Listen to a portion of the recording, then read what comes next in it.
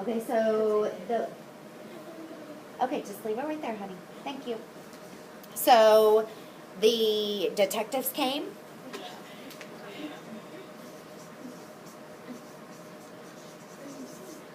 Okay. Was there a theme to the story, Hannah? Tuesday, a theme. Okay. Guess what? Today's Tuesday. It is Tuesday. It's also his birthday. Junior, what are you thinking? I'm thinking that weird things happen on Tuesday. Weird things happen on Tuesday, okay? So we can have a theme that on Tuesdays things happen.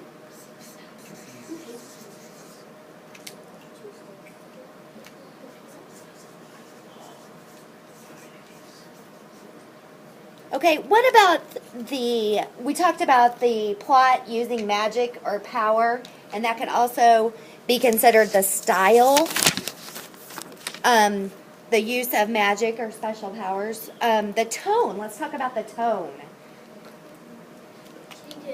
Did they make it look believable somewhat?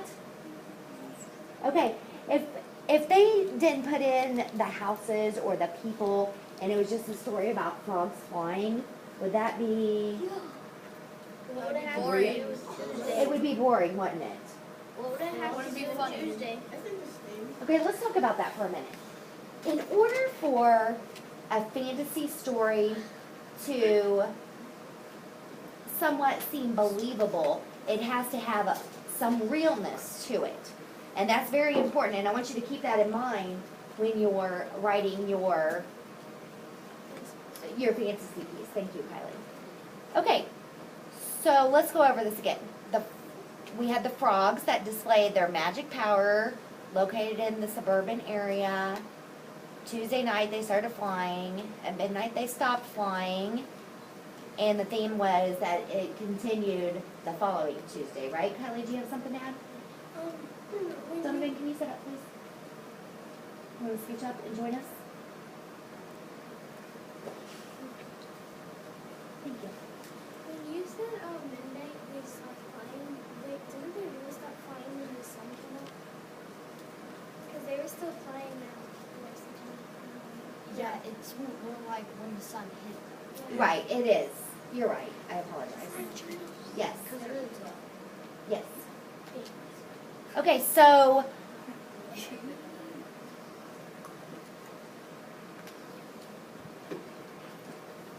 anything else you want to add or any problems that you came across when you are working on your story map? Robbie, anything? The characters. Characters? Are you wanting to discuss, what are you wanting to discuss about characters? Sometimes it's like hard to make them up in the right situation and stuff. It is hard, yes.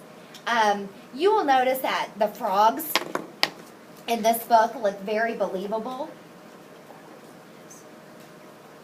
They look just like a frog would look on any given day. But they look real. They're not far-fetched, right? There's nothing unusual about the way that frog looks. But there is one thing I noticed. What? There's toad that almost every one frog has a different pattern than the other. Okay. Yeah. Okay. So the frogs, the characters are very believable, as well as, oh, let's take a look at this. This part. I want you to take a look at this. There's a lot of detail here. You see that? You see how real the detail looks? What are you thinking, Hannah? There's toads in there. Mm-hmm. Oh, there's a cat. Look at that one. And those are Okay. So do you see how it makes it all look believable? What's the lady doing? Sleeping. So do you think she knows that the frogs are there? No. What are the frogs doing? Maybe watching TV? What do you think, Brian? fainted because she saw the frogs. She could have fainted. What do you think, Donovan? What do you think's going on? That who's tired? Do you think the frogs are tired? Why do you think that?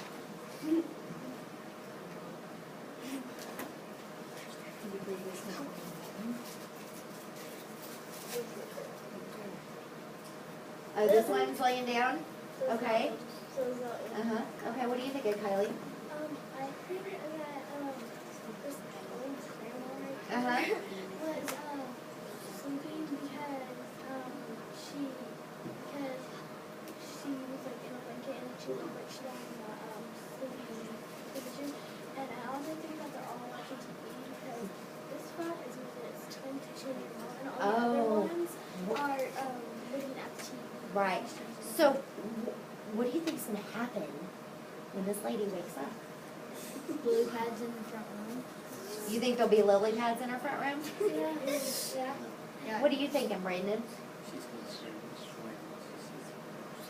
What if they leave before she wakes up?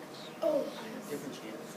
Oh, yes. What do you think? Is she going to think something about What that? if they turn your back? They could. They could. Okay, so I want somebody to tell me their point of view of this story. What is the point of view? I have one for the question before. They can still be flying because it's going to be dark in the room. And if it's the sunlight that makes them stop flying, when she wakes up, she can see toads flying on the roof. Okay, somebody tell me what this story is about. Jasmine. It's about Okay, it's about animals that fly. the Tuesday that first happened was frogs. Next Tuesday it was pigs. Okay. Do you have something to add, Brian? About frogs out in the dark. Okay, Corbin, do you have anything to add? You've been very quiet. What's the story about to you, Corbin? Frogs that are floating on lily pads. Okay. Okay. And why did the frogs quit flying? Because they didn't want anyone to see them, and the lily pads couldn't float in the sunlight. Oh, That's okay. Why do you think that's so, Jonathan?